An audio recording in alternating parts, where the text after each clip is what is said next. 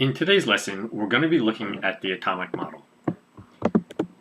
In particular, the makeup of the atom, which is protons, electrons, and neutrons, and then we'll talk about conductors and insulators.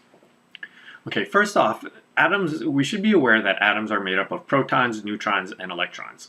The protons are positively charged and the electrons are negatively charged. Neutrons are neutral and have no charge. Okay. A common misconception that people have is that when something is charged positive or negative, it means it only has electrons or only has protons.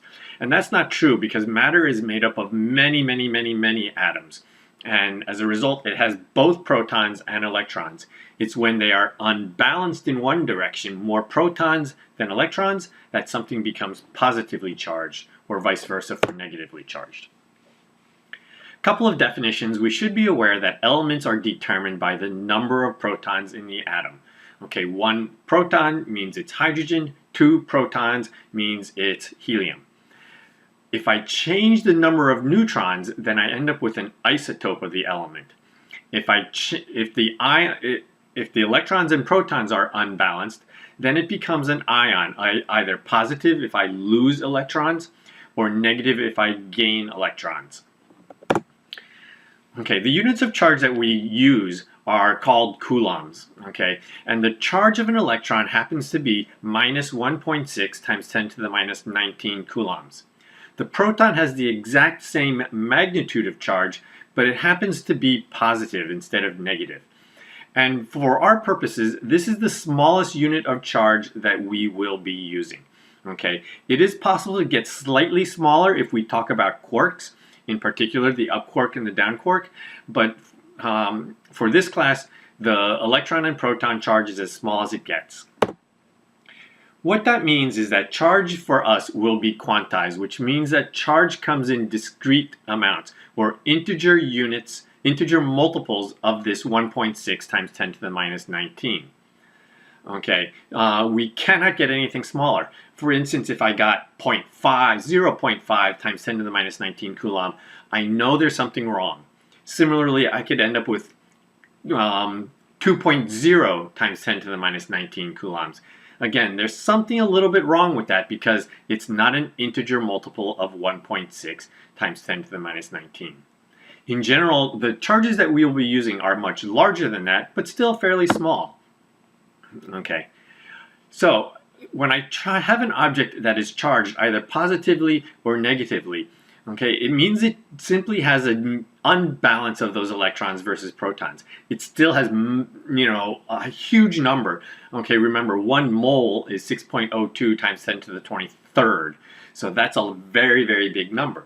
Okay, so if I remove some electrons from this object, it becomes positively charged because it now has more protons than electrons. Vice versa, if I add electrons to the object, it becomes negatively charged. And this, it's interesting to know that the protons are not the charge are not the things that move. Electrons move back and forth. Okay, but protons are pretty much locked in place because they're locked in the nucleus of the atom. Okay, so that brings us to the concept of conductors versus insulators, okay, because a conductor is a material where those electrons can pretty much move freely about. Examples of good conductors are the metals, okay, copper, gold, silver, those are all good conductors. Okay, water out of the tap actually has lots and lots of ions, which makes it also a good conductor. Insulators, on the other hand, are materials where the electrons are not free to move. Okay, they're pretty tightly bound to the atomic nucleus. Examples of insulators are rubber, glass, air.